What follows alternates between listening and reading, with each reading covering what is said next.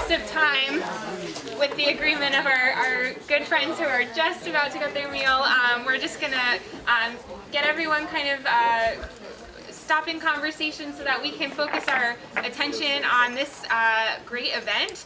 I'll have the pleasure of introducing our moderator, who will then introduce our panelists. So our moderator is a professor from the School of International Service. This is Professor Hratch Grigoryan, and we're really thankful that he's here today to help us. Some of you know our university chaplain, Joe Eldridge. He sends his best. He was not able to be here today, but this is a program that is very dear to his heart, and so he's very thankful for everyone who's here as well. We are grateful for this huge crowd, and without further ado, just in the interest of time, we'd like to get started. It's very informal, as you can tell, and so if people would like to get seconds now that everyone's gone through quietly, you can do so. But again, we're going to keep the focus here on the panel, and we're going to open it up to questions. So please stay engaged and keep your questions kind of in your head or write them down so that we can hopefully address some of those as the event goes on. So thank you very much, Professor Grigoryan. Thanks, Jennifer. Good afternoon, everyone, and thank you for coming out. This is a great turnout, and I think it speaks to the importance of this topic and the concern that we all share. I will just say one thing to all of you as students. It's one thing to despair about what's going on, but the best thing to do is to do something about it. And I hope you'll all find some way to be active in trying to work on this crisis, this gross humanitarian crisis. We're honored today to have three distinguished panelists here. They will present for a short period of time because we mostly want to open up the floor to questions and from you and engage in a discussion. To my immediate right is Nancy Iris. Nancy is the Deputy Director of the Office of Europe, Central Asia, and the Americas in the Bureau of Population, Refugees, and Migration at the U.S. Department of State. She has been following these regions for 18 years.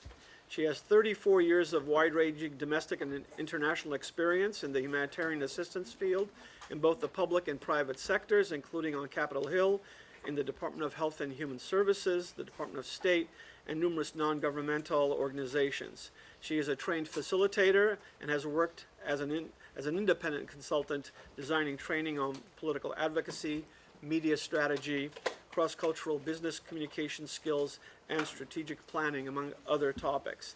I'm going to stop there, Nancy. There are two types of introductions, ones that are too long and ones that are too short, and I'm going to try and make this somewhere in between. To my immediate left is Ali Errol. Professor Errol also teaches in the School of International Service at American University. His research focuses on the intersection of queer studies, dissent, social change, critical linguistics, and Turkey. He has been researching the refugee crisis in Syria since 2013, when he worked briefly at the Brookings Institution on this issue. He has published op-eds on the refugee crisis in various newspapers and other media outlets. To my far left is Susan Fratzke. Susan is a policy analyst and program coordinator with MPI's international program, where she primarily works with the Transatlantic Council on Migration. Her research areas include forced migration and European Union asylum policy, as well as vocational training and labor market integration.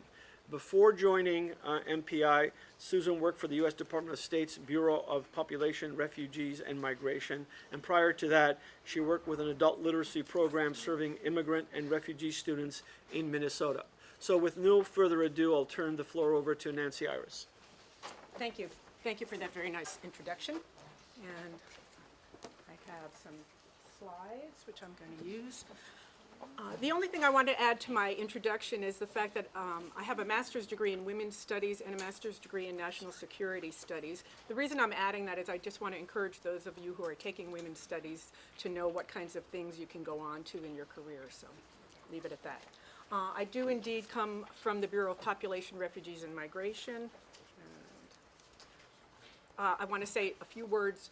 I'm not going to read this, you can read it, about what the Bureau of Population, Refugees, and Migration does in the State Department with our tax dollars. And that is that we do think of ourselves as the human face of foreign policy. We're the part of the State Department that works primarily through international organizations. We call it multilateral organizations. And about 85 to 88% of our budget goes to the UN High Commissioner for Refugees, the International Committee of the Red Cross, the International Organization for Migration, and the UN Relief Works Agency for Palestinian Refugees. So about 15 to 12% of our funding goes to NGOs. And that is one of the big differences between my office and the Department of AID, where the Office of Foreign Disaster Assistance mostly funds through NGOs. So we do a lot of the multilateral work, they do more of the NGO work. I'd like you to keep these questions in mind as the three of us are going through our presentations, because these are questions that we have been struggling with ourselves over the past months, year, as the crisis has unfolded. And that is really, what do you think is the added value of the United States to the response in Europe? And, so answer to that one way or the other. Do you think that we should be assisting, and what should we be doing to assist? So just take that on for a minute. I'd also like to know how many people, so I know, who the audience is, how many people know the difference among refugees, migrants, internally displaced persons, and stateless persons? If you could just have a show of hands, I don't want to. Okay, so I have a few slides on that, which I will really just run through very quickly. Refugee, you all know, and a few of you who don't, outside of in his or her country, and has to be able to prove fear of persecution because of 5 categories: race, religion, nationality, membership in a particular social group, or political opinion. So key, outside of the country, 5 categories of qualification. IDP, self-explanatory, internally displaced. The European migration crisis, or emergency, whatever we want to call it, obviously is not the only one going on around the world. My office covers the Americas. Over 6 million internally displaced people in Colombia, for example. Ukraine, several million displaced in Ukraine. I mean, there are lots of situations in Africa. Syria itself has IDPs as well, and refugees. Migrant. I was very curious to find, as I was doing the research on the definition of migrant, that there is no accepted definition. There's nothing in law that just states it the way it does for a refugee. But we're all familiar with the way the term is used, labor migrants, economic migrants, people who are looking for a better way of life, really different from refugees who are facing persecution. And then finally, stateless. This is something that we also pay attention to, which may be less well known, and that is people who, a person who's not considered as a national by any state. Right now we have a situation in the world with the Dominican Republic having actually taken away citizenship from Haitians who are Dominicans born of Haitian descent in the Dominican Republic. I'll leave it at that, but if that piques your curiosity, you may want to look into that situation as well. All right, turning to Europe, I'm going to give some of the numbers. You can see the difference: 2014, 219,000, 2015, 530,000 people. Again, just to keep it in perspective, we've got Pakistan hosting Afghan refugees, still about 2 million there. 5 million have already returned to Afghanistan. So it's very important, that we keep this situation in perspective with Europe. You see it there. Top 3 destinations: Greece, Italy, and Spain. Countries of origin: Syria, Afghanistan, Eritrea. I think this is, visually gives you the idea of where people are. Clearly, Turkey has the largest number, Lebanon and Jordan. Initially, all of our attention was focused on those 3 countries, and Syria itself, of course, which has millions of, I think the figure now is 7 or 8 million internally displaced. So, huge amount of people affected by this. Okay, why are people on the move to Europe? Push and pull factors. Pushed by civil war, pulled by the promise of a better life. And that's, it sort of sums it up, but obviously there are more details. We talk about it as the chaos in Libya, having started this with the smugglers taking advantage of the situation and creating new routes and exploiting migrants and refugees is one way to look at it.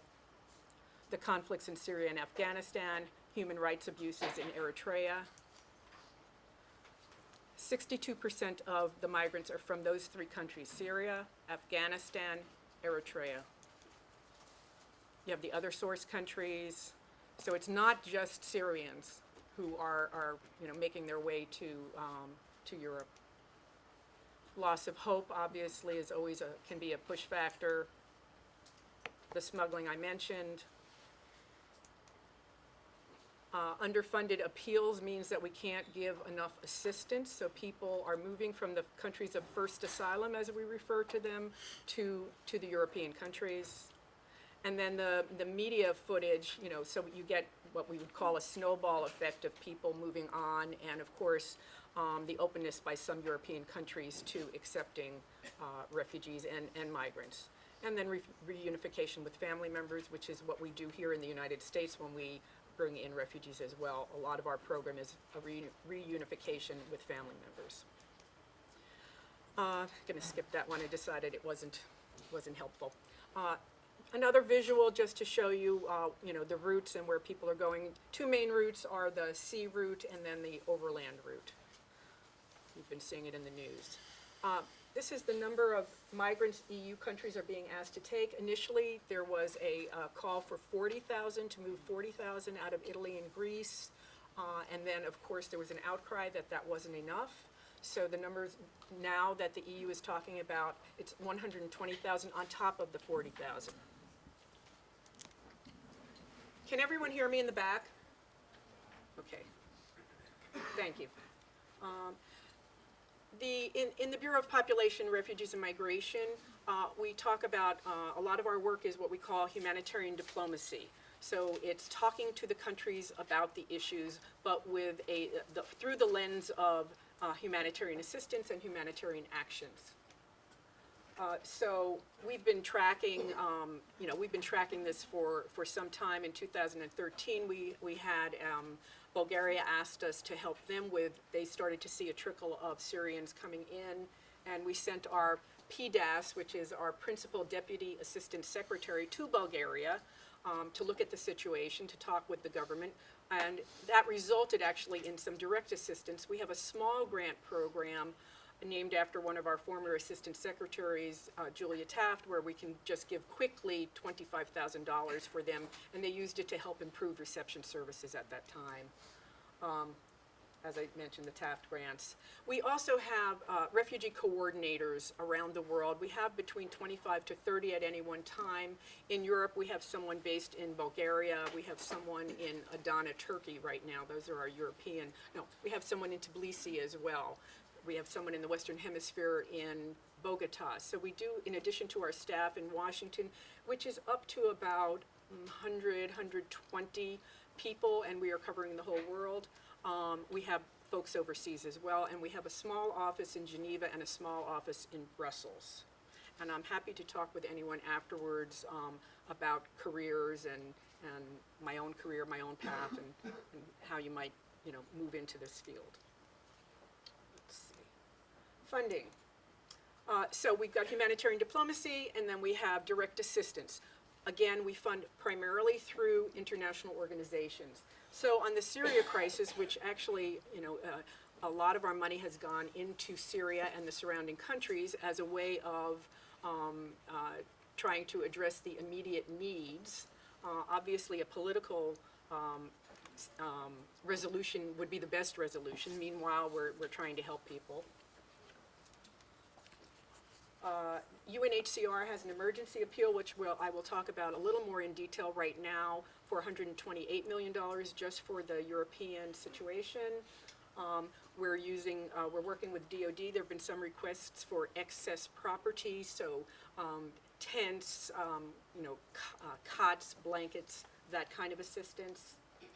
A third way we help is through resettlement, and I'm sure you've been hearing about that in the news. We have been taking for many years now about 70,000 refugees a year.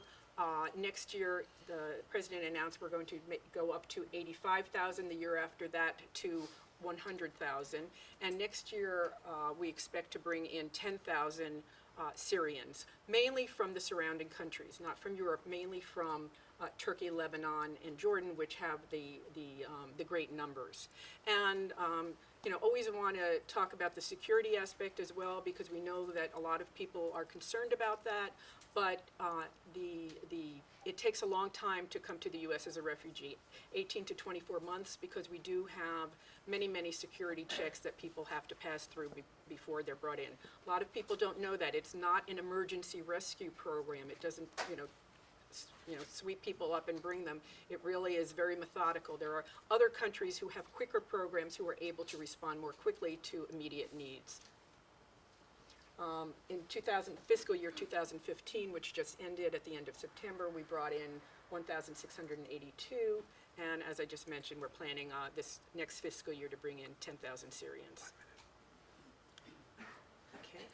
One of the things we are going to be doing, and it's partly an answer to the question I asked at the beginning, is to help countries. Many of the countries who will be taking Syrians and others do not have experience with resettlement. So one of the things we're going to do is share the lessons learned from the United States, where we've been resettling, several million people over the past decade, and there's a lot of experience out there. UNHCR supplementary budget I mentioned. These are some of the things, if it's funded, that they will be able to do. They're doing some of these already, but they need more funding.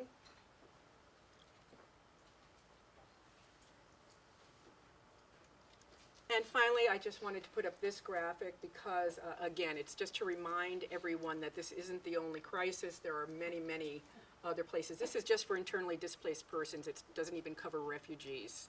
So you can see, lots of places where we need help, which gets back to that first question.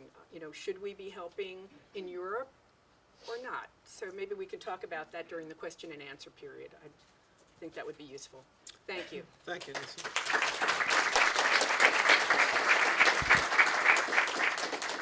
Professor Earle? Okay, so the way we talk about this issue is we talk about it as European either migrant crisis or refugee crisis, and we'll get into the naming of the issue. But, I mean, why are we talking as about European crisis? The refugees that originate in either Afghanistan or Syria or in Eritrea, as you have said. Well, the movement is towards Europe, and the reason is that whenever we hear a talk about this issue, whenever we hear a discussion, and I've been following up this issue for a while now, you can listen to discussions that take place, in talk shows or in NPR or whatever have you. There isn't usually a mention that, some time ago, several, 100, 200 years ago, there were these Europeans who went into the region and divided up the borders and divided up the people, and this is sort of the legacy of that colonial period that we are seeing right now.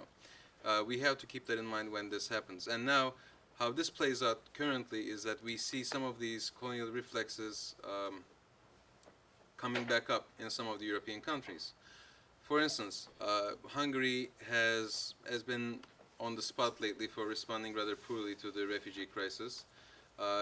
This morning I was listening to a minister, a Hungarian official, talk about how they were doing their best to respond and how there are actually camps in Hungary and schools for children even. However, people don't want to stay in Hungary, and those efforts are overlooked by the media and so on and so forth. But this doesn't change, for instance, the fact that Hungary's president said that refugees will come and taint the Christian nature of Europe, for instance. Well, on the other hand, while we see this kind of response from one country, on the other hand, we see a country like Germany, who is trying their best to accommodate as many refugees as they can possibly have. And they were talking about 800,000 refugees, which is a huge number. But they have run into a logistical problem. Problem is, to put it mildly, is more of a nightmare. that they really cannot, they are unprepared and they cannot accommodate that many refugees in such a short period of time. So, what's a good solution? Some people suggest that Europe should enforce what they call a refugee quota. So every country should have a minimum number and a maximum number of refugees that they can accommodate, and they should take refugees accordingly. I want to throw it out there if you think that's a good solution or not. While it might encourage some countries like Hungary to take more refugees, it might also limit some countries like Germany for their capacities in taking refugees. On the other hand, there are also internal dynamics in these countries about how people respond to these issues. I was in Turkey over the summer, and I was actually I spent most of my summer in the city that we see the famous photograph with the kid who was Ilan, who was washed up on the beach. If you go to that city, it's a pretty mixed up experience, because that city is a city in which most people go for their summer vacation. That's the reason I was there to spend my summer. But if you go to the city, if you walk in the downtown, you see, on the one hand, you see the small shops and restaurants and people are walking down the street. On the other hand, you see right next to the marina and where the parks are, you see refugees taking shelter. You see people sort of sitting around and so on and so forth.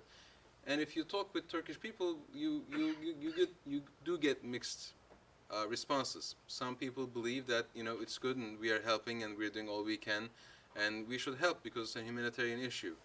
Other people believe, well, you know, we have camps and we have refugee camps in the border.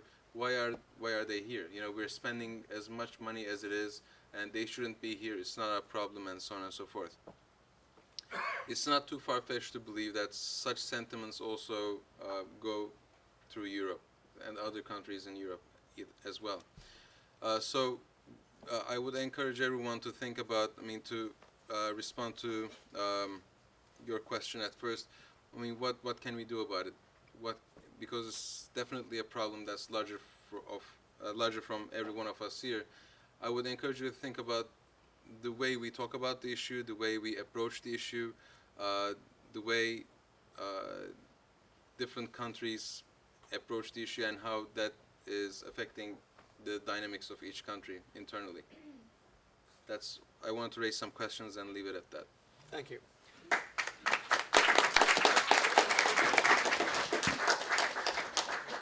Susan? Hi, well, thank you all, first of all, for being here. I'm looking forward to an interesting discussion after we're all done speaking.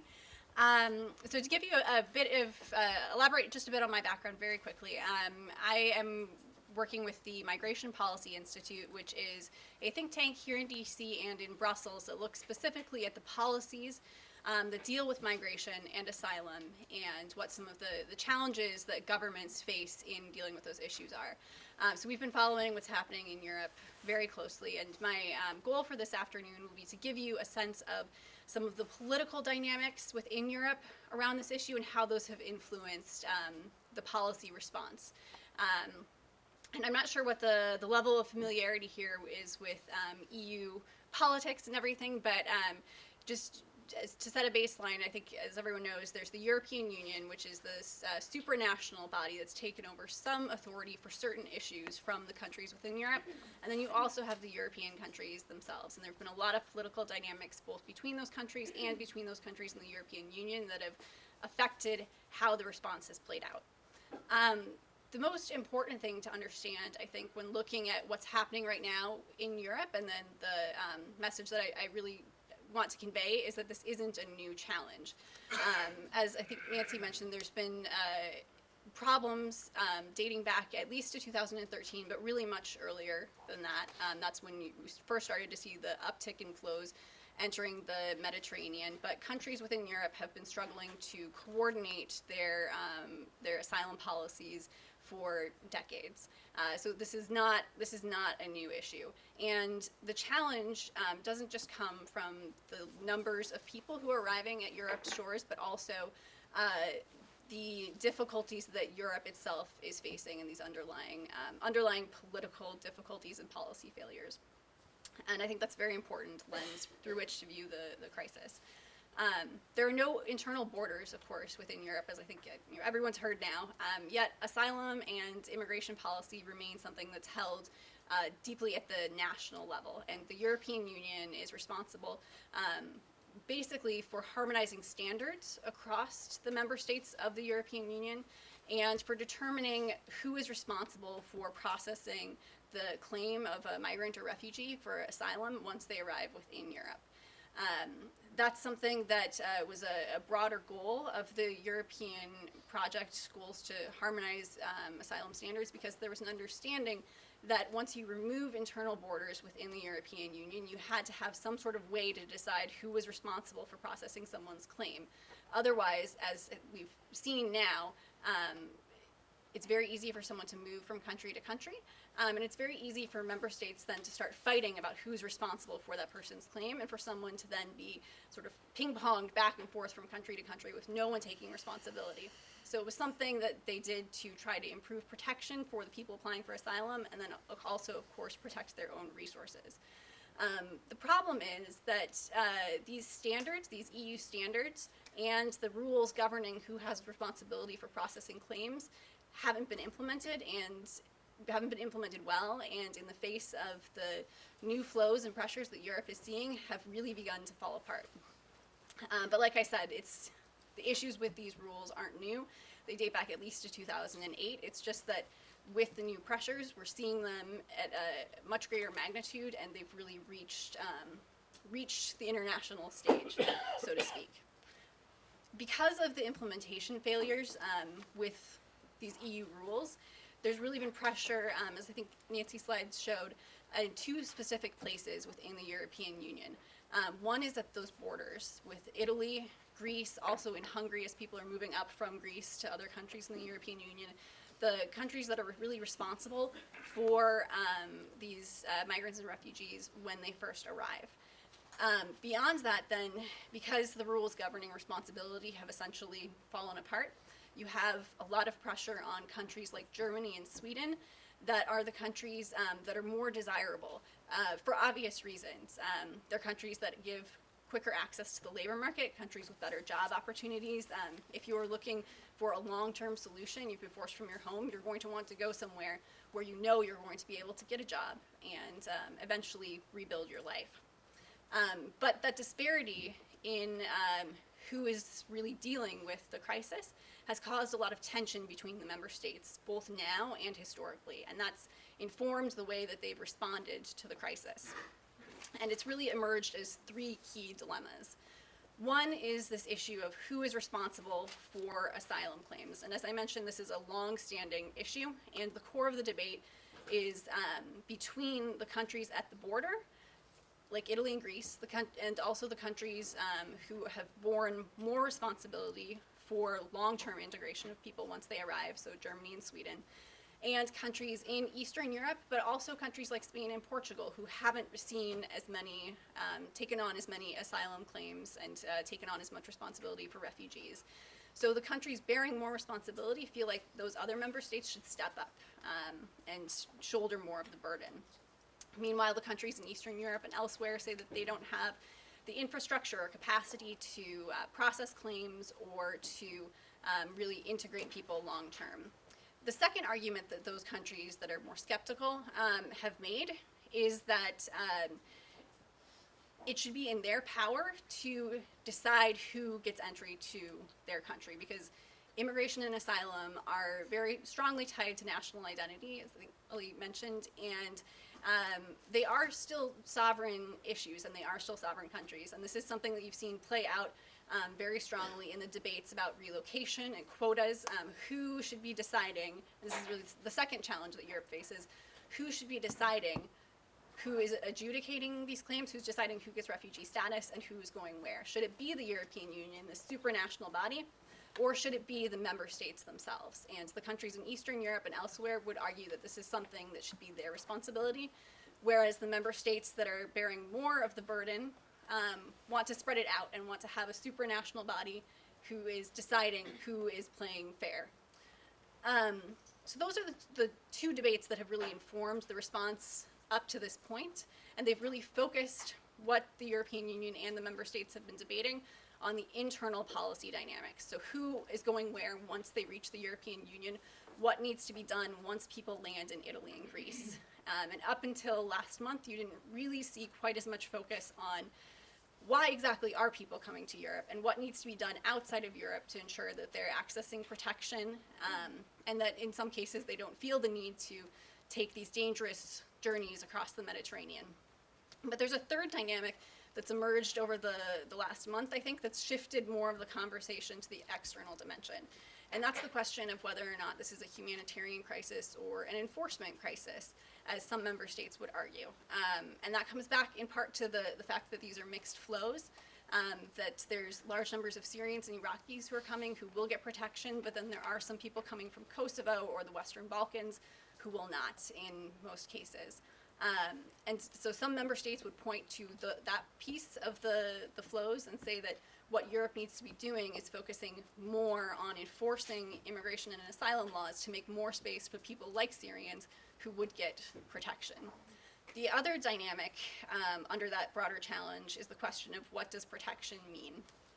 And of course, as Nancy said, under international law, it's focused on safety from persecution. But there's a broader question.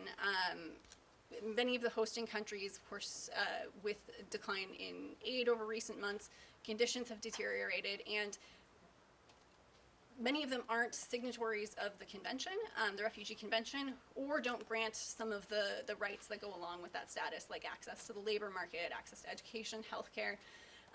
And the question is safety from persecution enough, or should we be looking broader at how to connect people with opportunities and really with the means to resume a normal life? And some of the member states, like the United Kingdom, have said essentially it's not our responsibility to do that. If you're safe from persecution, then you're safe from persecution, and it's not our responsibility to really take you in and connect you with economic opportunities. But other member states have, I think, begun to look more broadly at this question of connecting people with opportunities as a solution. And there's been this shift in the last month or so to looking at things like expanding aid, resettlement, more of the external dynamics of the policy response. And I think that's where we're going to see more movement in the next few months. Thank you. Okay, now.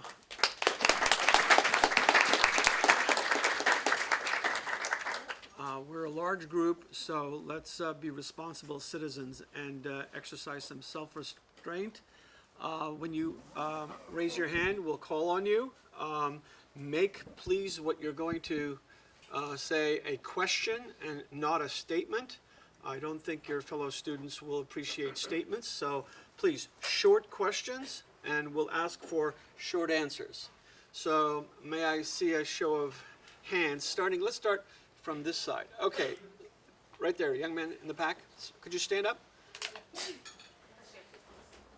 So my question is, talk about how one of the problems is that once you get into Europe, there's no border controls. Do you think this crisis could be the thing that breaks the Schengen Agreement and we go back to sort of countries having border controls, or what is the future of the Schengen Agreement with this crisis? Does everyone know what that agreement is? Okay, it's borderless Europe, more or less. So I think that's definitely, jumping in, that's definitely a risk that is on the minds of a lot of the governments in Europe. And of course, in the last month, we've seen Germany, Austria, several other countries who have either reinstituted border controls or who have stepped up enforcement around their borders.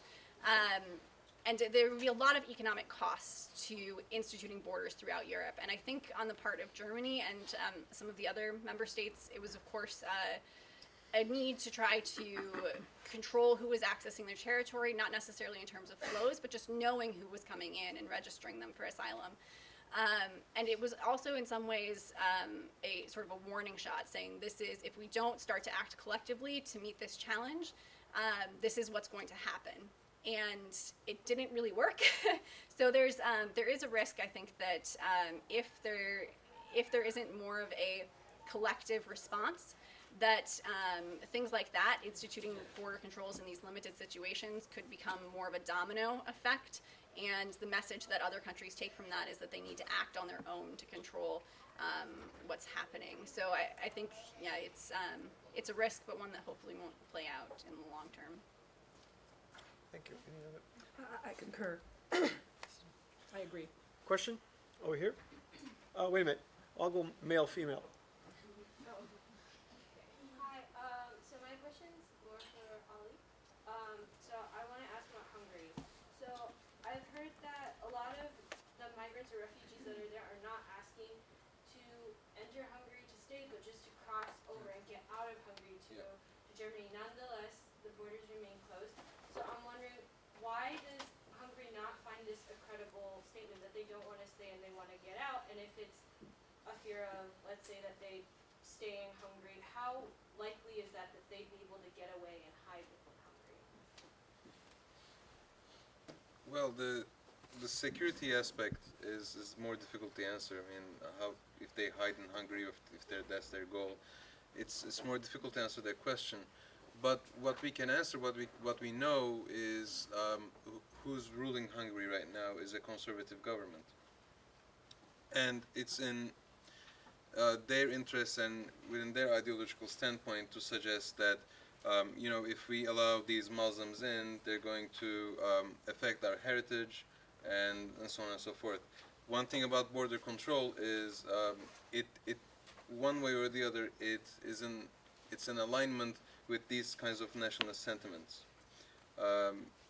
So in terms of why are they doing this, and in terms of if that's something that what does inform that policy, from my perspective it looks like it's more of an ideological stance rather than something that rather than a practical solution in terms of channeling refugees. Although, of course, that's what they say. If you ask a Hungarian official, they say that it's more of a practical solution to register everyone and so on and so forth. But it very comfortably aligns with their nationalist sentiments as well. So there's a question mark there. Yes, thank you. I just have a question regarding, I guess, the priorities of the EU. And so, for instance, obviously the refugee crisis is an issue for all the countries, but specifically Italy and Greece, more southern countries, determine the top priority. And then you see more eastern countries like Poland and the Baltics that kind of look east towards a rising Russia as a priority. How do you establish a kind of unity and a priority making throughout all of the EU back together?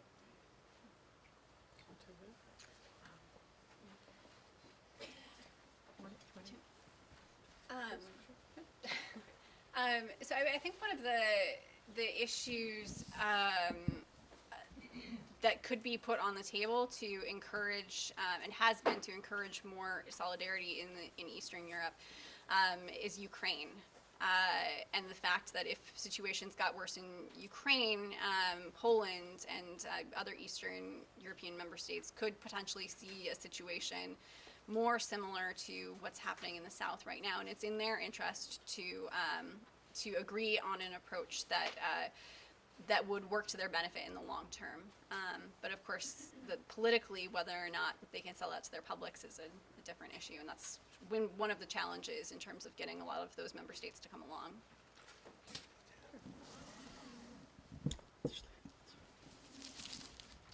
Yeah, I think that is, I mean, it's really a question more for the EU than for the United States to say.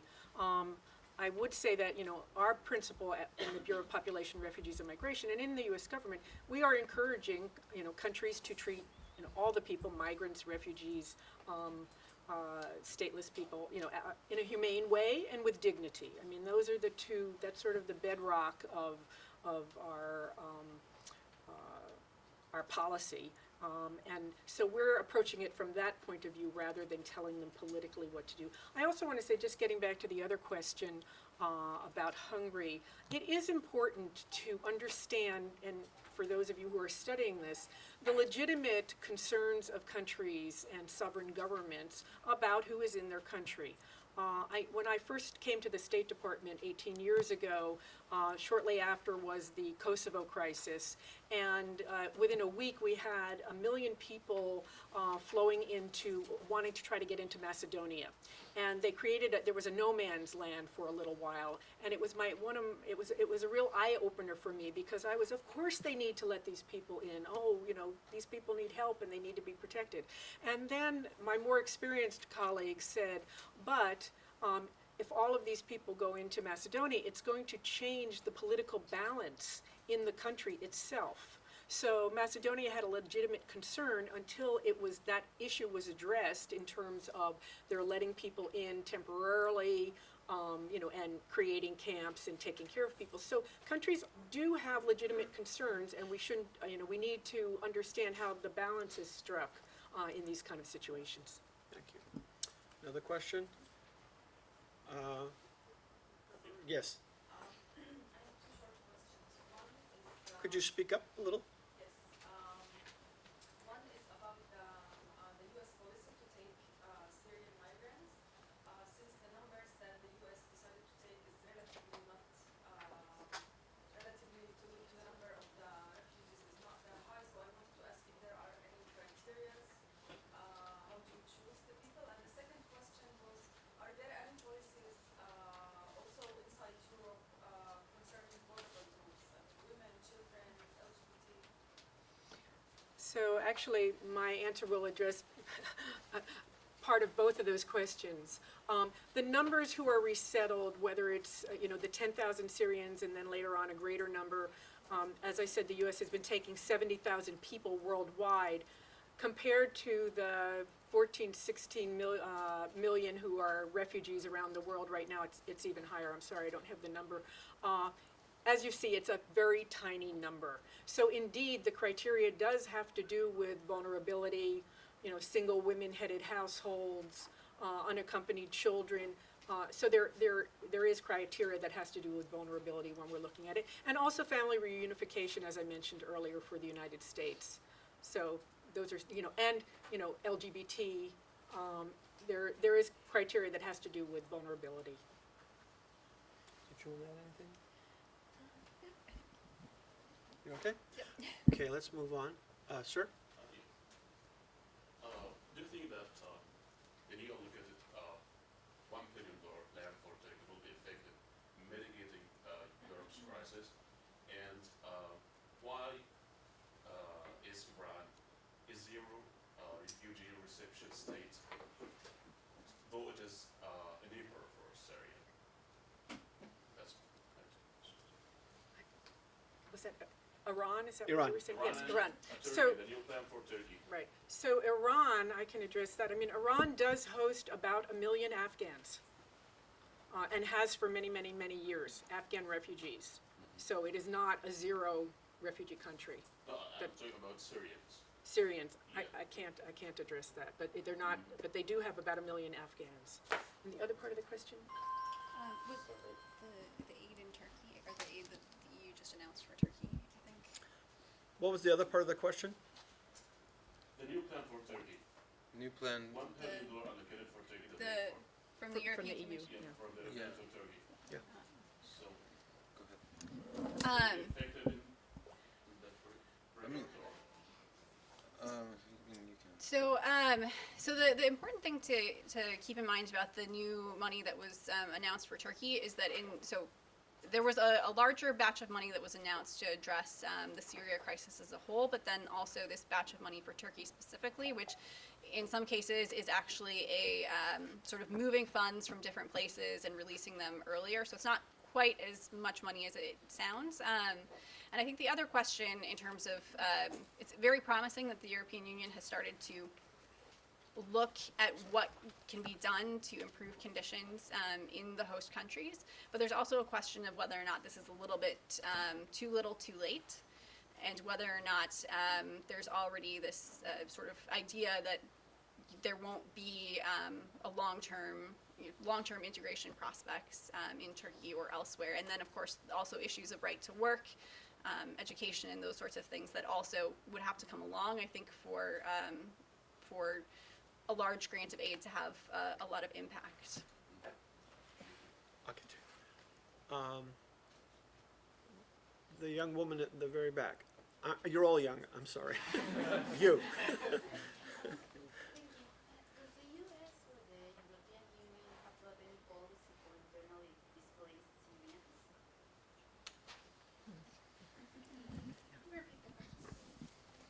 Could you repeat the question? Yeah. The question was whether the U.S. or the EU had a policy for internally displaced persons in Syria. So I had the slide up there very quickly.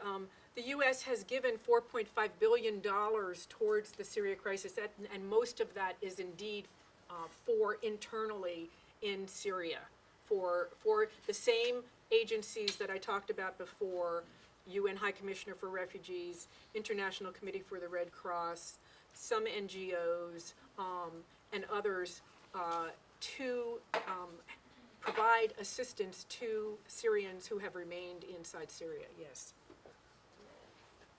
Other questions? This gentleman's been waiting. I just wondered a little more about funding, individual countries who want to have that as an option because they don't want to take actual people in, but they want to help. Yes, I mean, we are encouraging all countries to give to these international appeals for these organizations. And indeed, that is what some countries do. That's, and we'd like to see more of the Gulf countries contribute, in fact, to these appeals. In the corner? Has the U.S.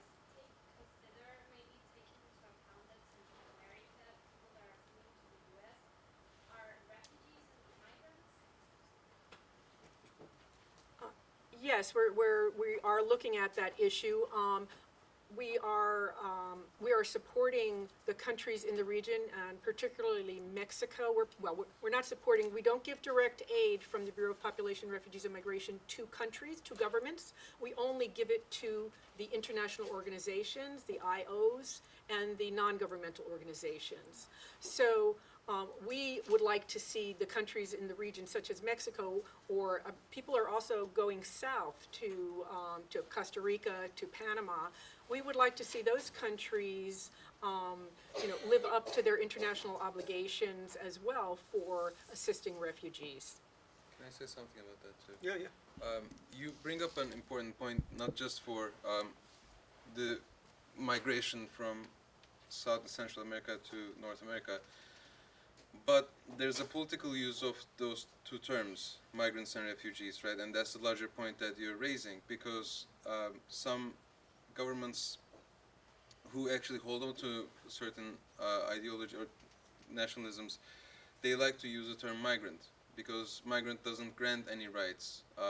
On the other hand, human rights organizations and NGOs, they're trying to push for recognition of these people as refugees, because once you can grant that label of refugee to someone, that immediately grants that person certain rights in a particular country. And I think that was a broader point that you were trying to make, right?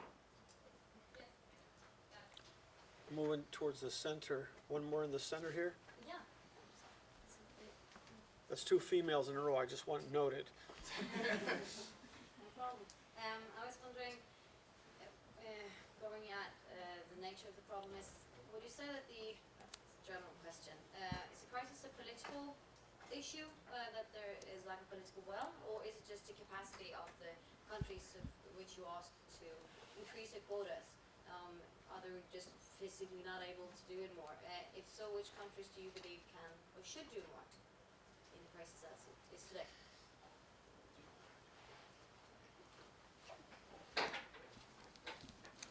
By the way, this microphone doesn't amplify for you. It's for the video. We have to speak loudly. I think it's a little bit of both, the capacity issue and the political will issue. I mean, like I said, the issue of countries like Greece and Italy not being able to handle the numbers of people who are arriving isn't a new issue, even though the numbers right now are quite large. They didn't have the capacity in their centers where they accommodate people who are applying for asylum. They didn't have that capacity dating back to 2008. So there's been sort of a systematic lack of investment in some countries in their asylum systems and their ability to process people. And that's also true of some of the Eastern European countries and other countries that don't have a history of receiving a lot of asylum applications. They haven't really invested in the ability to take in people once they arrive. And that, I think, influences the political will piece as well, because that means that those countries, in stepping up to take more people, will need to build, not just build that infrastructure, but also prepare in terms of their the larger society to become more diverse and to take in more people. And it's it is an issue for countries that don't have this history of immigration, that they will have to sort of resolve that issue. And it's something that that Sweden and Germany and the Netherlands and other countries, more northern European countries that have had longstanding immigration, have dealt with. They are still in the process of, but have sort of begun that process of becoming more diverse societies. And that's an issue for those Eastern European countries, and also I think undermines the political will to take in more people. To be able to talk about this issue as a political issue is also a privilege to be had. I mean, if you have the luxury to sit back and say, you know, how this is going to affect our heritage, how this is going to affect our society, and so on and so forth, that is a person not running away for his life or her life from a crisis, right? I mean, if you have the privilege to say that, that means you're in a pretty comfortable position to be able to say that. So on the one hand, we see countries like Germany who basically dealt with the political side of this. They said we're going to take 800,000 refugees, but then they run into the other side of the issue, which is what she's been talking about, is that they are logistically it's practically impossible to take in that many people in that amount of time. But when we start talking about the issues of politics, we also need to keep in mind to be able to talk about the politics, you need to have it's a point of privilege, basically, to be able to do that. Thank you. I know there are other questions here, but we want to turn this around a little bit, and Nancy Iris has some questions that she would like you to address. So I want to get back to the question that I asked at the beginning as to whether you think the U.S. should be assisting in Europe, which is, after all, what we would call, I don't know what's politically correct anymore, so pardon me if I make a mistake, but first world country, or a more, a more wealthy region. Should we, the United States, be assisting there when there are many, many other places around the world? I'd be interested in hearing what your thoughts are on that, and I'd be interested in hearing whether or not, there are economic migrants. There are people who are using the opportunity and saw this as an opportunity to get to Europe. How do we strike the right balance between people who are not going there because of persecution versus going there for other reasons? How do we strike that balance? I'd be interested in some of your thinking. Any brave people? Yeah, you're among friends here. No one's going to judge you. Stand up, please, and with your answer, please. I come from Italy, so I'm living this situation maybe closer, and I think that maybe U.S. could help Europe by investing even in solving the problem about the human trafficking, and so the ships that come from Africa, because we had a plan. Now it's not valid anymore, and we're facing a problem that I think is also very grave. That is that of people dying in the Mediterranean. There are more and more people who are dying, more than everywhere in Europe. So this is also maybe one of the issues. It would be U.S. could help us. Get a few more thoughts, and then I'll address that. Thank you. Please stand up. So I guess my thought ends up coming in the form sort of the U.S. has been sort of taking a back seat to Europe in this crisis and sort of letting them manage it. And so I guess my question is that, is there more the U.S. can do, or do we have naval ships in the Mediterranean, or troops in Europe who aren't doing anything right now? Do we have sort of assets that can be used to help the Europeans, or is there just not anything? Is the U.S. stretched too far as it is to provide any help in this situation? Maybe one more, and then I'll address that. Well, I come from Venezuela, so I don't believe that the U.S. should not No. help Europe Latin or America. Syria, but I do believe that Latin America has a lot of issues, for example, in Central America, and that if the U.S. then helps Latin America, South America, then the continent will be stronger, then the continent will help more the European crisis and Syria and any other countries. Thank you. So, one more. We Okay, haven't heard from this gentleman here. okay. I mean, I think from what you said, $4.5 billion spent overseas. I think it's, Just for the Syrian, yeah, I mean, I Crisis. definitely think that giving money is probably a better idea than kind of intruding on somebody's problems that we can definitely help them as advisors, but as far as going in and kind of, I think we have a tendency to almost overtake other people's efforts of trying to help. And I completely agree with helping, with our issues and kind of taking the back seat that we're taking in Syria right now. I mean, $4.5 billion is a lot of money, and I'm sure we could send more, and kind of being an advisor role instead of overstepping our bounds. Yeah. Thank you. Thank you all for contributing your thoughts.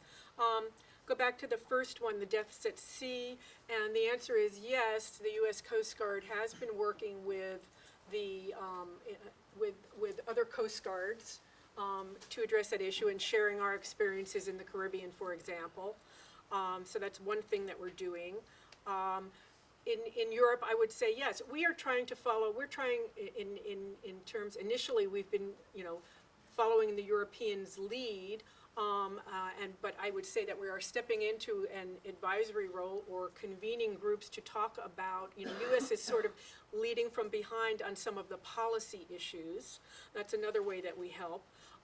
We do have assets in Europe, but we're waiting specifically for many of those. We're waiting for the countries to ask and people to ask us. We're not trying to, in this case, impose, just sending assistance. It does remind me, I will again say that for our humanitarian assistance, we don't give cash. We're giving money to international organizations and NGOs to do the helping. But the White House has created a page on the internet called refugeeaid.gov. And that is for citizens to, it lists different places that citizens can contribute funding to, so you might want to check that out. In terms of Central America, when we had the crisis last summer, or we had, so many unaccompanied children coming up through Central America, through Mexico to the U.S. border, after, taking in many people, we did create a special in-country program. In other words, in the Central American, in the Northern Triangle in particular, program wherein children, it's for to bring children of people who are here legitimately, who have status. That's the first program, so that we're bringing them in. And not trying to pull more people out. Our focus is on trying to help in the region so that we're not pulling people away. I mean, the first thing you want, the 3 durable solutions, if you know those, is that you want people to be able to go back to their own country or to live peacefully in their own country. That's the best thing. Number 2 is you'd like people to be in surrounding countries, particularly if there are ethnic and language similarities. Resettlement, again, is only it's the 3rd durable solution, as we call it, and it is not the answer for the millions of people around the world. It is really for the very lucky few who get to resettle. Any other observations? I think we're close enough to 1:30 to close here. I'm sure the speakers I hope the speakers will be able to answer some of your questions personally afterwards. And I want to thank you and thank these very busy people for contributing their time and energy to this